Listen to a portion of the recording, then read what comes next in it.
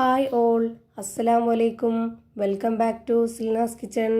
ഇന്നത്തെ റെസിപ്പി ഒരു അടിപൊളി വെറൈറ്റി പലഹാരത്തിൻ്റെ റെസിപ്പിയാണ്. ബ്രേക്ക്ഫാസ്റ്റ് ആയിട്ടും സ്നാക്സ് ആയിട്ടും ഒക്കെ കഴിക്കാൻ പറ്റിയിട്ടുള്ള ഒരു അടിപൊളി വെറൈറ്റി ടേസ്റ്റി ആയിട്ടുള്ള നല്ലൊരു പലഹാരത്തിൻ്റെ റെസിപ്പിയാണ്. എന്തായാലും എല്ലാവർക്കും ഇഷ്ടാവും. അതുകൊണ്ട് തന്നെ വീഡിയോ സ്കിപ്പ് ചെയ്യാതെ മുഴുവനായിട്ടൊന്ന് കണ്ടു നോക്കണേ. റെസിപ്പിയിലോട്ട് അടക്കുന്നതിന് മുമ്പായി സിൽനാസ് കിച്ചൺ ചാനൽ ആദ്യമായിട്ട് കാണുന്നവരാണെങ്കിൽ പ്ലീസ് ഒന്ന് സബ്സ്ക്രൈബ് ചെയ്തേക്കണേ. ഒപ്പം തന്നെ ഈ വീഡിയോസ് നിങ്ങൾക്ക് ഇഷ്ടപ്പെടുകയാണെങ്കിൽ ഒരു ലൈക്ക് ചെയ്ത് ഷെയർ ചെയ്ത് സപ്പോർട്ട് ചെയ്യാനും മറക്കരുത്. ഇനി നമുക്ക് ഇതെങ്ങനെയാണ് തയ്യാറാക്കുന്നതെന്ന് നോക്കാം.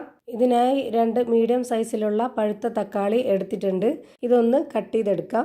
ഞാൻ ഉണ്ടാക്കിയെടുക്കുന്ന ഈ ഒരു പലഹാരത്തിൻ്റെ കണക്കനുസരിച്ചിട്ടാണ് ഈ ഒരു 2 ചെറിയ തക്കാളി എടുത്തിട്ടുള്ളത്. നിങ്ങൾക്ക് എത്രയാണോ പലഹാരം വേണ്ടത് അതിനനുസരിച്ചുള്ള തക്കാളി എടുക്കാവുന്നതാണ്. ഇപ്പോൾ ഞാനിവിടെ കട്ട് ചെയ്തെടുത്തിട്ടുണ്ട്. ഇനി ഇതൊന്ന് വേവിച്ചെടുക്കണം. അതിനായിട്ട് സ്റ്റവിലേക്ക് ഒരു പാൻ വെച്ച് കൊടുത്തതിന് ശേഷം ഫ്ലെയിം ഓൺ ആക്കി അതിലേക്ക് ഈ ഒരു തക്കാളി മുഴുവനായിട്ടും ഇട്ട് കൊടുത്തു. ഇനി ഈ തക്കാളി വെന്ത് വരാനായിട്ട് നമുക്കിതിലേക്ക് കുറച്ച് വെള്ളം ഒഴിച്ചു കൊടുക്കാം. ഞാനിവിടെ ഒരു 1/4 ഗ്ലാസ് വെള്ളം ഒഴിച്ചു കൊടുത്തിട്ടുണ്ട്.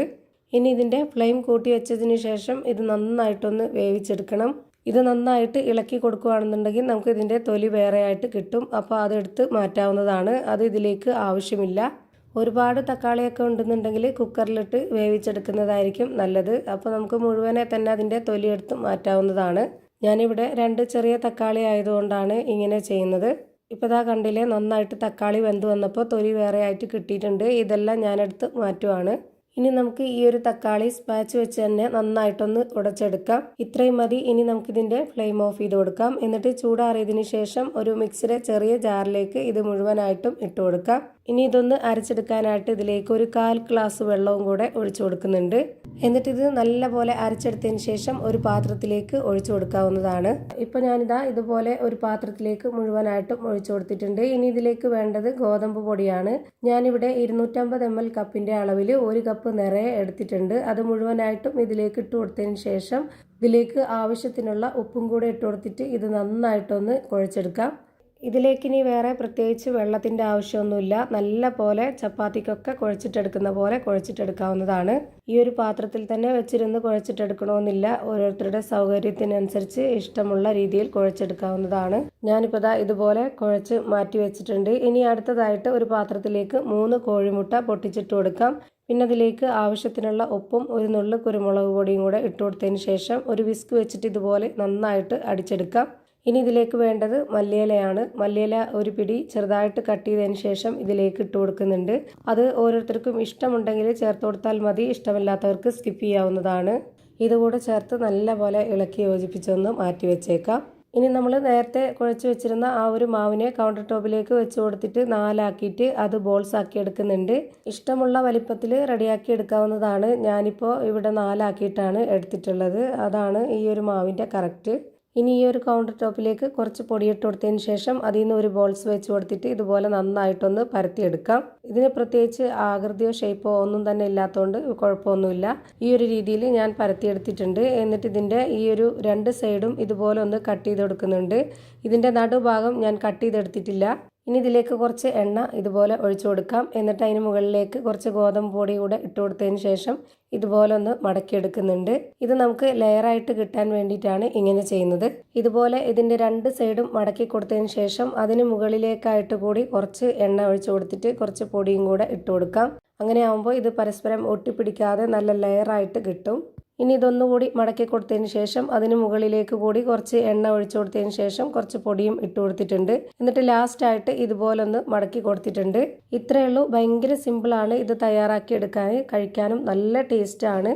ഇതുപോലെ മടക്കി കൊടുത്തതിന് ശേഷം ഇനി ഇതിന് മുകളിലേക്ക് കുറച്ച് പൊടിയും കൂടെ ഇട്ട് കൊടുത്തതിന് ശേഷം ഇത് നല്ലപോലെ ഒന്നുകൂടി പരത്തിയെടുക്കാം.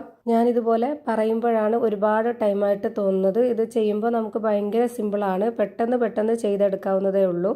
ഇതുപോലെ തന്നെ 4 എണ്ണവും ചെയ്ത് ഇവിടെ ഒരു പാത്രത്തിലേക്ക് മാറ്റിയിട്ടുണ്ട്. ഇനി നമുക്ക് സ്റ്റവിലേക്ക് ഒരു പാൻ വെച്ച് കൊടുത്ത് ഫ്ലെയിം ഓൺ ആക്കി കൊടുത്തതിന് ശേഷം അതിലേക്ക് കുറച്ച് ഓയിൽ ഒഴിച്ചു കൊടുക്കാം. ഞാനിവിടെ 2 ടേബിൾ സ്പൂൺ അളവിലാണ് ഓയിൽ ഒഴിച്ചു കൊടുത്തിട്ടുള്ളത്. ഫ്ലെയിം മീഡിയം ഫ്ലെയിമിലേക്ക് മാറ്റിയിട്ടുണ്ട്.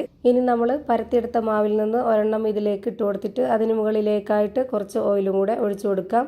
പിന്നെ നമ്മൾ മുട്ടയും മല്ലിയിലയും അടിച്ചു വെച്ചിട്ടുള്ള അതും കൂടെ ഇതിന് മുകളിലേക്കായിട്ട് കുറച്ച് ഒഴിച്ചു കൊടുക്കണം. ഞാനിവിടെ ഒരു 4-5 സ്പൂണോളം ഒഴിച്ചു കൊടുത്തിട്ടുണ്ട്. ആ ഒരു മീഡിയം ഫ്ലെയിമിൽ തന്നെ വെച്ചിരുന്നിട്ട് വേണം ഇത് വേവിച്ചെടുക്കാനായിട്ട്. ഒരുപാട് ഫ്ലെയിം കൂട്ടി വെക്കരുത്, പെട്ടെന്ന് കരിഞ്ഞു പോകും. ഇപ്പോൾ ഇതിൻ്റെ ഒരു ഭാഗം വെന്ത് കിട്ടിയിട്ടുണ്ട്. ഇനി നമുക്ക് ഇതൊന്ന് തിരിച്ചിട്ട് കൊടുക്കാം. എന്നിട്ട് അതിന് മുകളിലേക്ക് വീണ്ടും ആ ഒരു മുട്ടയും മല്ലിയിലയുടെയും മിക്സ് ഒഴിച്ചു കൊടുക്കാവുന്നതാണ്. ഇപ്പോൾ ഞാനിവിടെ 4-5 സ്പൂണോളം ഒഴിച്ചു കൊടുത്തിട്ടുണ്ട്. ഇതിൻ്റെ ഒരു ഭാഗം വെന്ത് കിട്ടി. ഇനി നമുക്ക് ഒന്നുകൂടി തിരിച്ചിട്ട് കൊടുക്കാം. ഈ ഒരു ഭാഗം കൂടെ വെന്ത് വരട്ടെ. ഇത്രയേ ഉള്ളൂ. ഭയങ്കര സിമ്പിളാണ് ഇത് തയ്യാറാക്കി എടുക്കാനായിട്ട്. നല്ല ടേസ്റ്റി ആയിട്ടുള്ള ഒരു അടിപൊളി വെറൈറ്റി പലഹാരമാണ്. ഇപ്പോൾ ദാ ഇതിൻ്റെ 2 സൈഡും ഒരുപോലെ വെന്ത് കിട്ടിയിട്ടുണ്ട്. ഇനി നമുക്കിതെടുത്ത് പാനിൽ നിന്ന് മാറ്റാവുന്നതാണ്. ഇതുപോലെ തന്നെ എല്ലാം ചെയ്ത് ഒരു പാത്രത്തിലേക്ക് മാറ്റിയിട്ടുണ്ട്. നമ്മുടെ വീട്ടിലേക്ക് പെട്ടെന്ന് ഒരു ഗസ്റ്റ് വരികയാണെന്നുണ്ടെങ്കിലൊക്കെ ഉണ്ടാക്കി കൊടുക്കാൻ പറ്റുന്ന ഒരു അടിപൊളി ടേസ്റ്റി ആയിട്ടുള്ള പലഹാരമാണ്. ഇതിന് പ്രത്യേകിച്ച് കറികളുടെ ഒന്നും ആവശ്യമില്ല. ബ്രേക്ക്ഫാസ്റ്റ് ആയിട്ടും സ്നാക്സ് ആയിട്ടും ഒക്കെ കഴിക്കാൻ പറ്റിയ ഒരു നല്ല പലഹാരമാണ്. ഇതുപോലെ കട്ട് ചെയ്തെടുത്തിട്ടോ കട്ട് ചെയ്യാതെയോ ഒക്കെ കഴിക്കാവുന്നതാണ്. നല്ല സോഫ്റ്റ് ആയിട്ടുള്ള ലെയറോട് കൂടിയ അടിപൊളി പലഹാരമാണ്. അപ്പോൾ ഇത്രയേ ഉള്ളൂ ഇന്നത്തെ വീഡിയോ ഇഷ്ടമായാൽ ലൈക്ക് ചെയ്യാനും കമൻറ്റ് ചെയ്യാനും ഷെയർ ചെയ്യാനും മറക്കരുത്. അതുപോലെ തന്നെ ഞാനിടുന്ന പുതിയ വീഡിയോസ് നോട്ടിഫിക്കേഷനായിട്ട് കിട്ടുന്നതിന് വേണ്ടി സബ്സ്ക്രൈബ് ചെയ്ത് ബെല്ലൈക്കൺ അമർത്തി അതിൽ ഓൾ എന്ന ഓപ്ഷൻ എനേബിൾ ചെയ്ത് കൊടുക്കാനും മറക്കരുത്. പുതിയൊരു വീഡിയോയുമായി വീണ്ടും വരും. Thank you for watching.